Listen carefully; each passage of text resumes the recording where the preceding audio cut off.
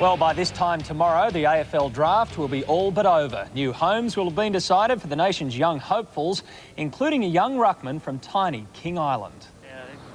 He's a big fellow from a small isle, and standing just shy of 200 centimetres tall, Barry Brooks is hoping to become King Island's first AFL star.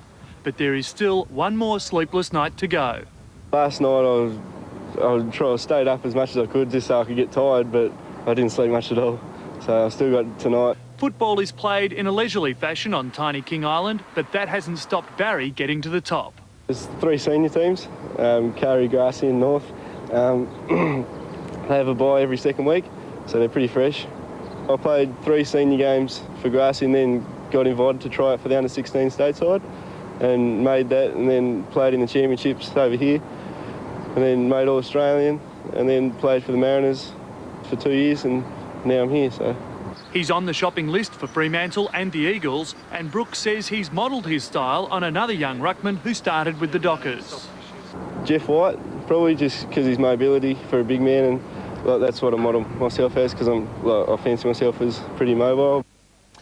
And we'll have a full review of the AFL draft hosted by Gerard Whateley in a special hour-long edition of Sports Tonight tomorrow night. Make sure you join us for that one. Well, after 301 games, Geelong legend Gary Hocking was honoured by the club last night. And while known for his tough approach, the veteran has softened a little, vowing to lop his famous mullet hairstyle for charity. It seemed every man and his dog turned out to pay homage to Buddha. Hocking is undecided on his role next year, but he is keen to join the coaching ranks. One thing is for sure, though, next week his controversial locks are getting the chop for charity. Well, let's do something for cancer research. Let's get rid of the mullet, or the mullet with a silent T. But his testimonial was a fitting end to a stellar career, including 4 best and fairest, club captaincy and Big V honours. On to golf, and Stuart Appleby has charged up the leaderboard on day 3 of the Australian Open, carting a 4 under 67 as those around him struggle to master the course. The championship set for a tight final round. Grant Dodd was one of several players to start the 3rd round with a birdie, putting in to move within 1 shot of leader Scott Laycock. Marcus Kane charging up the board, picking up 2 shots on the first 3 holes. And look at this for Marcus Kane. He's got a share of 2nd. But Laycock, still hot from yesterday's 5 under round, matched it. This approach on the first setting him up for an opening birdie to move 8 under. Unfortunately for Kane, his quick gains were lost even quicker, finding the water on 4 for an eventual double bogey. Can't go left here. While Laycock strolled further ahead. He goes to 9 under. The Victorian's lead looked like taking a battering on 7, but not even the heavy rough could get in his way. Over the bunkers, he's got it up over. What a great shot. What a great shot. All of those. Lindsay, that really was phenomenal. Pitched it on a 6pence. Laycock not the only one with good fortune. Stuart Appleby lucky to save par on 12, keeping his bogey-free round intact and staying in 3rd position. Whoa, whoa, whoa. Oh. South African Ernie Els slipping back to 4. No. It's hanging over the hole, but it won't drop in. Appleby took outright 2nd on 13, moving within 2 shots of Laycock with his 3rd birdie of the day. Thomas Bjorn back in 6th, unable to secure a similar finish to his round. Oh, how unlucky can you get? No such problems for Appleby, snatching a share of the lead on 17. And he's done it. To the scores now, and on a day when most struggled to make par, Appleby's 4 under round stands out. The Victorian well positioned for the final round of the Open Championship.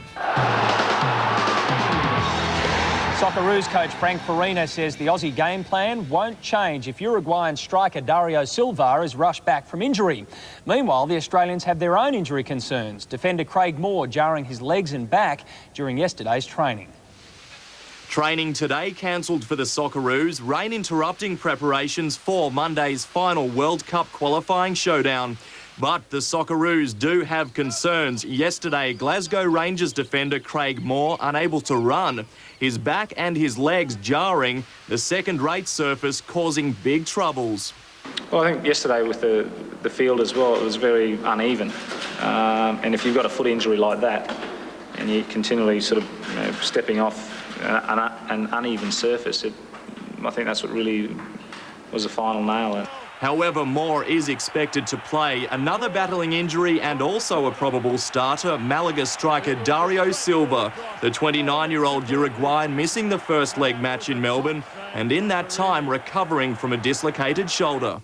You know, if he was unfit to play in Melbourne, there's only 4 or 5 days between the games, so there's got to be a concern over his fitness in terms of his shoulder.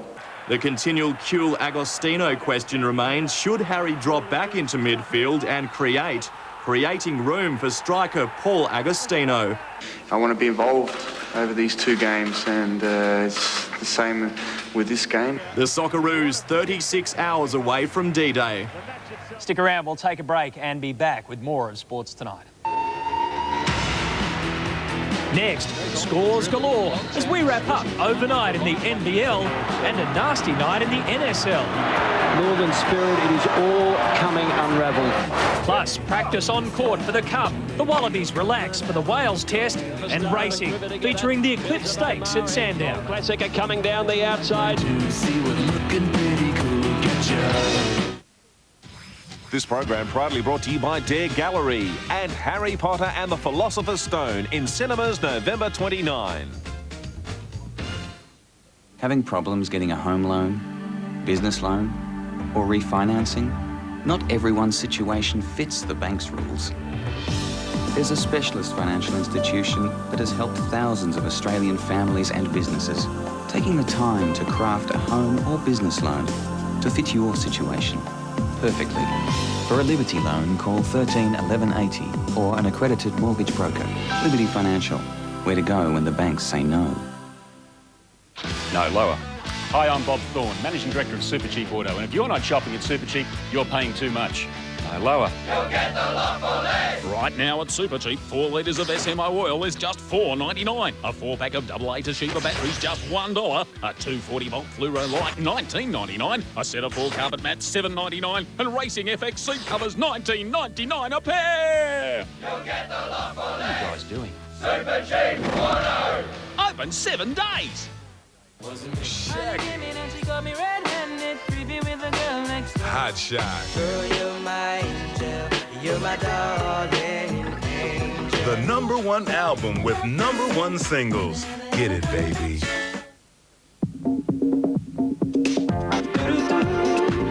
Feel the freedom with a Sydney break, including flight and 2 nights accommodation. But at $299, this offer won't last for long. For more details, call 1300 Sydney now.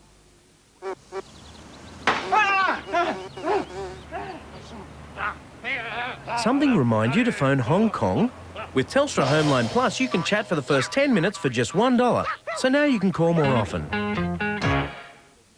Don't miss the Melbourne City Toyota right here, right now, stock clearance. For Thursday, Friday, Saturday and Sunday only, we're clearing all existing stocks at never-to-be-repeated prices. Like this brand new Toyota Echo from just $14,990, or this Corolla Seeker Ascent from $17,888. This Camry CSI is from only $16,990. Avalon Conquests with 5-year warranty from $22,990. But you'd better hurry in for Melbourne City Toyotas right here, right now, stock clearance. Sale must end Sunday, 5 p.m.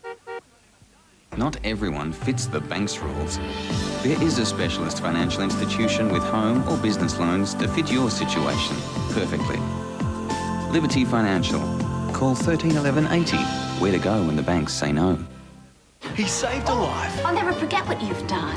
Okay. And gained a... Surprise! Stalker. She made me cookies. She brought me mittens. I mean, this is a dangerous psychopath. Beggar. 7:30 Sunday on 10.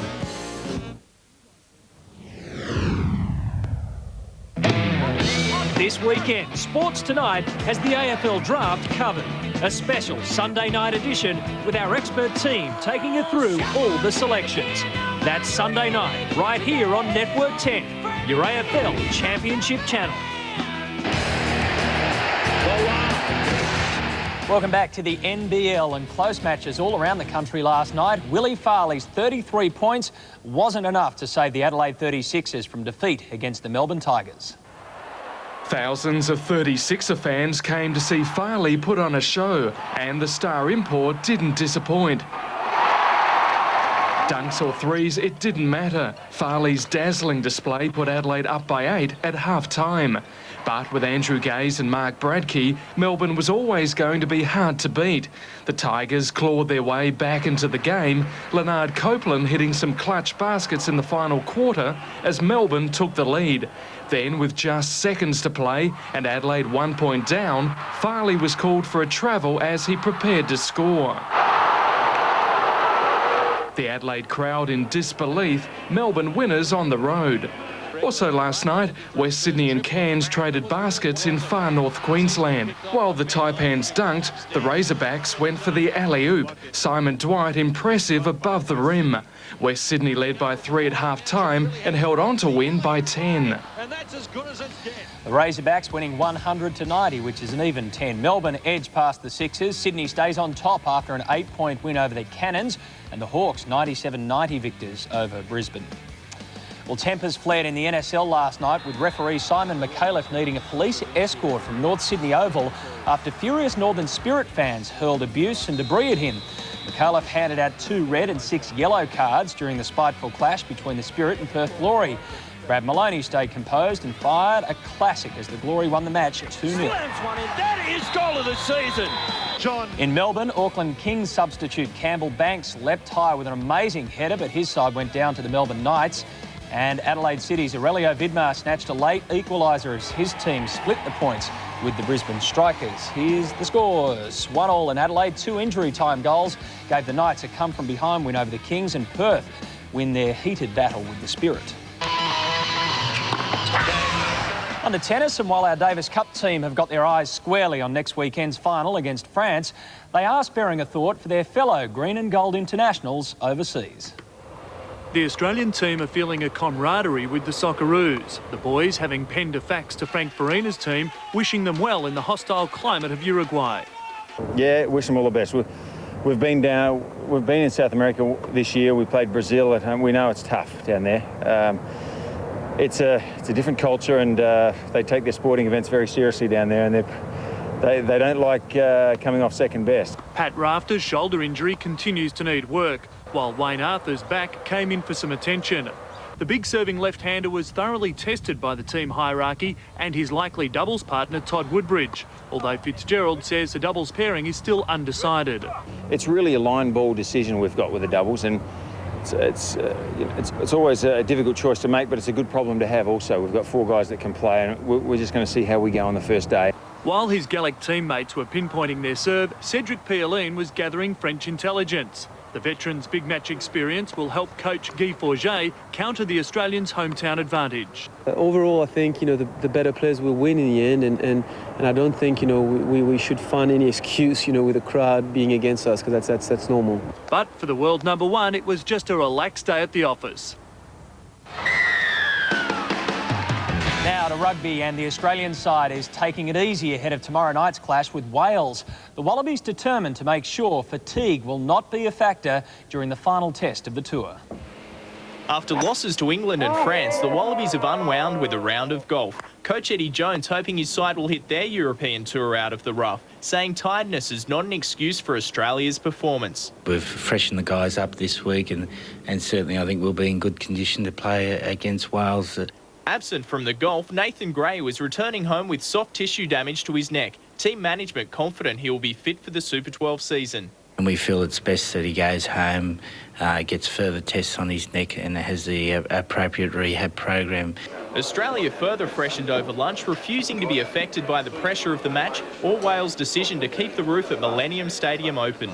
If you build a stadium with a roof, you'd think that the reason for that is so that you can play games in the best conditions, but obviously that's not at the heart of the possible Welsh decision.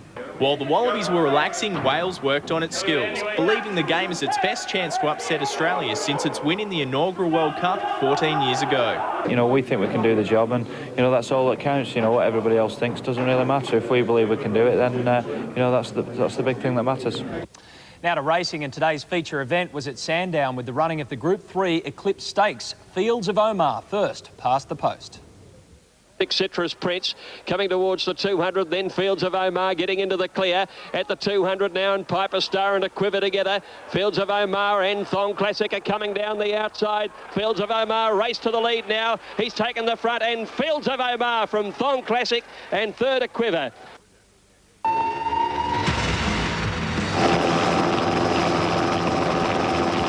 A quick breather, and then we're back again with World Sport. Curry right down the lane. Heaps of World Sport.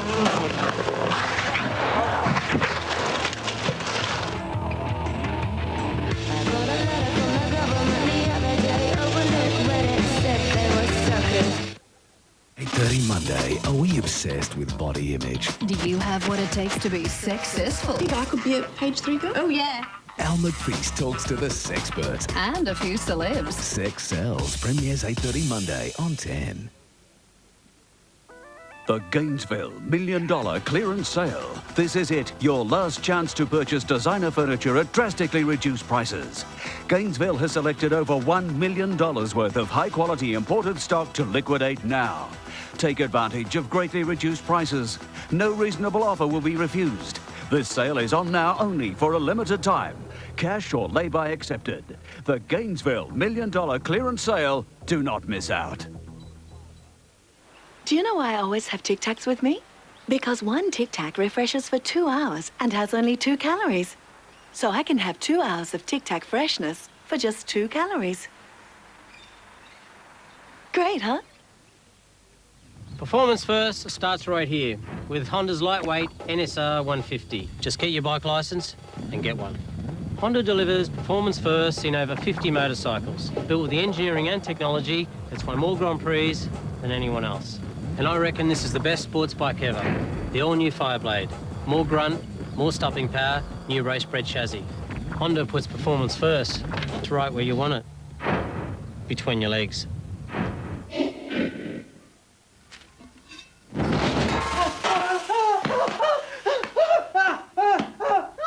Something remind you to phone New Zealand? With Telstra Homeline Plus, you can chat for the first 10 minutes for just $1. So now you can call more often.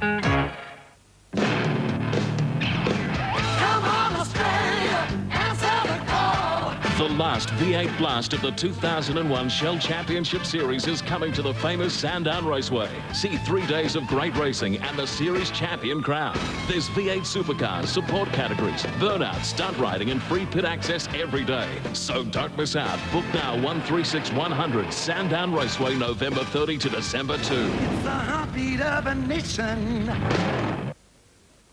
The Gainesville $1 Million Clearance Sale. Gainesville has selected over $1 million worth of high-quality imported stock to liquidate now. This sale is on now only for a limited time. Gainesville, do not miss out.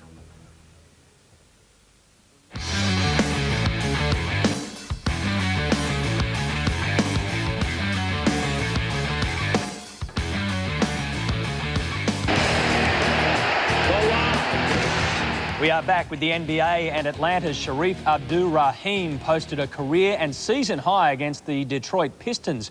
Rahim found himself open all night and the points kept coming. Now, many players never reached 30 in the NBA, points that is. Sharif had 40 in 3 quarters. The Pistons' John Barry also had a memorable night, throwing up a flashy 25. The Hawks trailed by 11 late in the game, but Rahim soared to 50 points. Ben Wallace and jam it home. Rahim is the first Hawks player to score 50 in 10 years. Atlanta, 7-point winners. They were riding high on Rahim, 106-99. Detroit losing its second straight game without leading scorer Jerry Stackhouse. In other games, Philly, Toronto and the Spurs also winners. Phoenix beat Memphis, wins 2 for Portland, Seattle and the LA Lakers. American yachtsman Keith Kilpatrick is in a stable condition and being treated for an obstructed intestine after a successful emergency medical drop to Volvo Ocean Race entrant Oma Sports 1 by an Australian Air Force plane. Standard 4 centimetres. For the remaining boats, spirits are rising as they leave the cold and hazardous sailing of the Southern Ocean for warmer climates. Leader Ilbrook is only 850 miles from Eclipse Island off the southern Australian coast.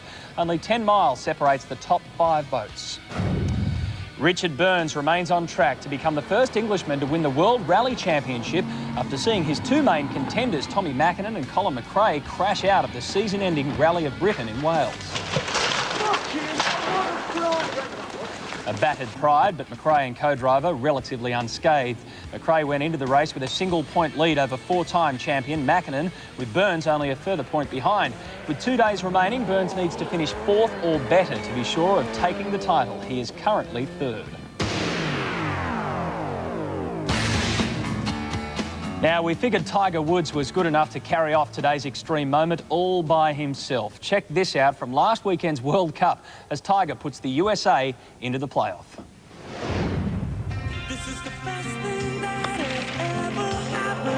Played it beautifully, had to take the chance and he's made it. Unbelievable. That's typical Tiger. That's no joke. Sports Tonight's back right after this. Another Vodafone sporting moment.